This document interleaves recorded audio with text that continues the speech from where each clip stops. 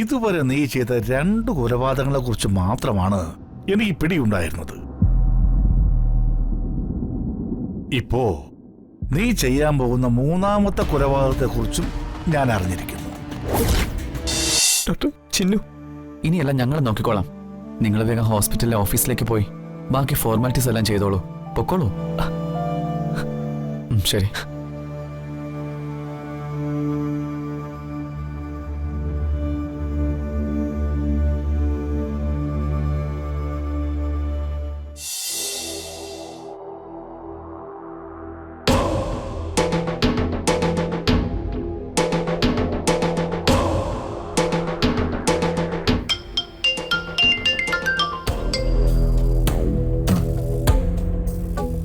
Hello aunty.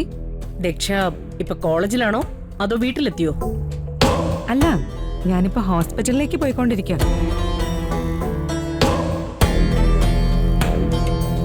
എന്റെ ക്ലാസ്മേറ്റിന്റെ ദാരുണമായ അന്ത്യം കണ്ട് ആസ്വദിക്കാം. ദക്ഷേ, എന്റെ ടെൻഷൻ ഇനിയും കുറഞ്ഞിട്ടില്ല. ആന്റി എന്തിനാ ടെൻഷൻ അടിക്കുന്നേ? കല്യാണിയുടെ കാര്യത്തിൽ ഞാൻ എപ്പോഴും ആന്റിയുടെ കൂടെ കട്ടയ്ക്ക് നിൽക്കില്ലേ? അതെനിക്കറിയാം മോളെ. എന്നാലും അവൾക്ക് എന്തെങ്കിലും പറ്റിയാൽ അതിന്റെ പഴി നമ്മുടെ നേർക്ക് വരുമോ എന്നൊരു ഭയവും എനിക്കുണ്ട്. ആന്റി എന്തിനാ വെറുതെ ടെൻഷൻ ആവുന്നേ? എന്ത് പ്രശ്നം ഉണ്ടെങ്കിലും അത് അച്ഛൻ ഡീൽ ചെയ്തോളും.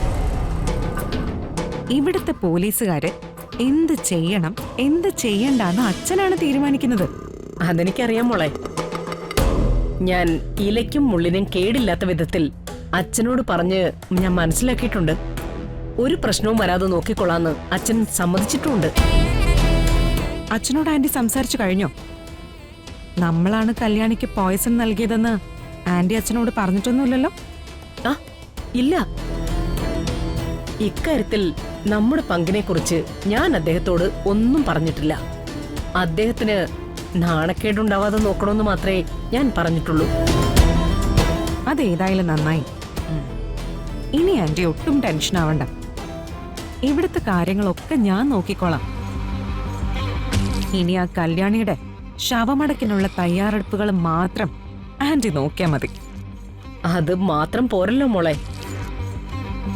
ഈ തിരക്കുകൾക്കിടയിൽ മഹിയും നീയും തമ്മിലുള്ള വിവാഹത്തിന്റെ കാര്യം മാറ്റിവെക്കാൻ പാടില്ലല്ലോ. ശുഭകാര്യങ്ങൾ ഒരിക്കലും വൈകിപ്പിക്കരുതെന്ന് പഴമക്കാര് പറയാറുണ്ട്. ഞാൻ എന്തായാലും നിങ്ങളുടെ കല്യാണ നിശ്ചയത്തിനുള്ള തയ്യാറെടുപ്പുകൾ ആരംഭിക്കുക. വഴിമുടക്കി കിടക്കുന്ന ആ ദുശഗുണം ഒഴിയുമ്പോഴേക്കും നിന്റെ പുതിയ ജീവിതം നീ ആരംഭിക്കണം. അതിനുള്ള ഏർപ്പാടുകളെല്ലാം ഞാൻ ചെയ്തിരിക്കും. അതെല്ലാം ആന്റി ചെയ്തോളൂ. ഇവിടെ ചെയ്യേണ്ട കാര്യങ്ങളെല്ലാം വേണ്ട രീതിയിൽ ഞാൻ ചെയ്തോളാം.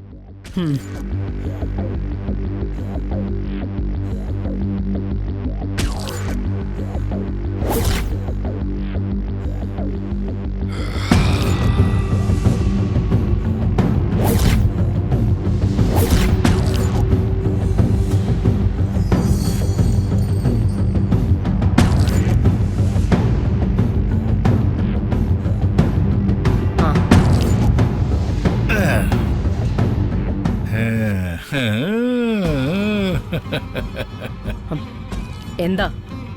കുഞ്ഞോള് ഭാവി മരുമകളുമായിട്ട് സംസാരിക്കായിരുന്നു അല്ലേ? ഞാനും അവളും തമ്മിൽ സംസാരിക്കുന്നത് ഒളിഞ്ഞൊന്ന് കേൾക്കുകയായിരുന്നു ഭദ്രേട്ടൻ. എന്ന് പറയാൻ പറ്റില്ല. ഞാൻ അവിടെ നിൽക്കുന്നത് നീ കണ്ടില്ല, അങ്ങനെ മനസ്സിലാക്കിയാ മതി. ഫോണിൽ സംസാരിക്കുന്നത് ഒളിഞ്ഞു കേൾക്കുന്നതേ ഒരു വൃത്തികെട്ട സ്വഭാവം. ഭദ്രേട്ടൻ അത് അറിയില്ലേ? എന്നെയും കുഞ്ഞോളെയും പോലുള്ള ആളുകൾ അങ്ങനെയുള്ള കാര്യങ്ങളൊന്നും ചിന്തിക്കരുത്. നമുക്ക് സദാചാരബോധം നിക്ഷിപ്തമാണ്. നമ്മുടെ നിലനിൽപ്പിന് വേണ്ട മര്യാദ ലംഘനങ്ങളൊക്കെ ആവാം. ഒളിഞ്ഞു നിന്ന് കേട്ടതുകൊണ്ട് എനിക്കൊരു ഗുണമുണ്ടായി. ഇതുവരെ നീ ചെയ്ത 2 കൊലപാതകങ്ങളെ കുറിച്ച് മാത്രമാണ് എനിക്ക് പിടിയുണ്ടായിരുന്നത്. ഇപ്പോ നീ ചെയ്യാൻ പോകുന്ന 3ാമത്തെ കൊലപാതകത്തെ കുറിച്ചും ഞാൻ അറിഞ്ഞിരിക്കുന്നു. ഭദ്രേട്ടൻ വേണമെങ്കിൽ വെറുതെ ഓരോന്ന് സങ്കല്പിച്ച് പറയാം. ആ സങ്കല്പത്തിന്റെ പേരിൽ എന്നെ കുറ്റപ്പെടുത്തുകയും ചെയ്യാം. അതിൽ കൂടുതൽ തെളിവില്ലാതെ ആർക്ക് എന്ത് ചെയ്യാൻ പറ്റും? ഈ രമാദേവിയുടെ മുമ്പിൽ രമാദേവിയെ തന്നെ എതിർത്ത് നിൽക്കാൻ ആർക്കാണ് ധൈര്യം? അങ്ങനെ എന്നെ തള്ളിക്കടയില്ല കുഞ്ഞോളെ.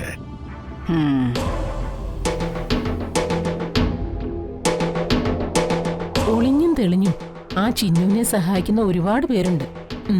അത് ചിലപ്പോ അന്വേഷണമായിട്ട് വരുന്ന ആളിന്റെ പേര് വൈദേഹി തമ്പുരാട്ടി എന്നായിരിക്കും.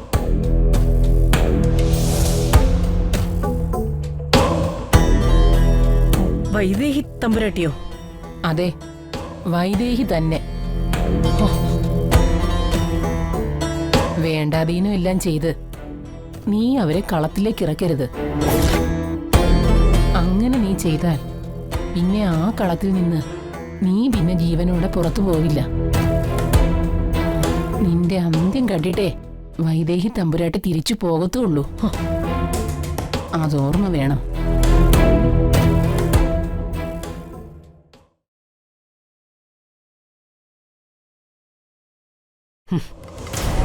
ചിന്നുവിനെ പോലുള്ള ഒരു പെണ്ണിന് വേണ്ടി വൈദേഹി തമ്പുരാട്ടി കളത്തിലിറങ്ങൂ?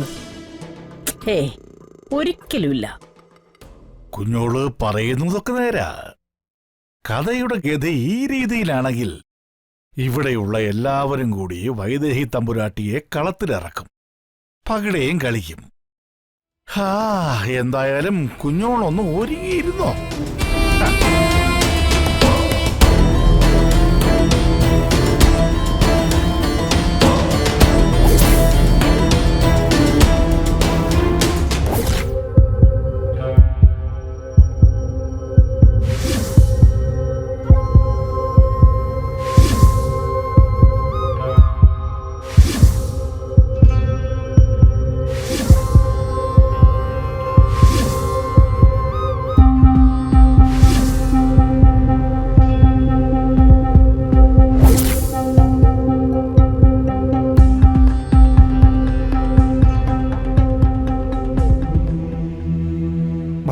മോനെ, അച്ഛാ, അച്ഛാ ചിന്നു. പേടിക്കണ്ട, നമ്മുടെ ചിന്നിനൊന്നും സംഭവിക്കില്ല. ദൈവം അവളെ കൈവിടില്ല.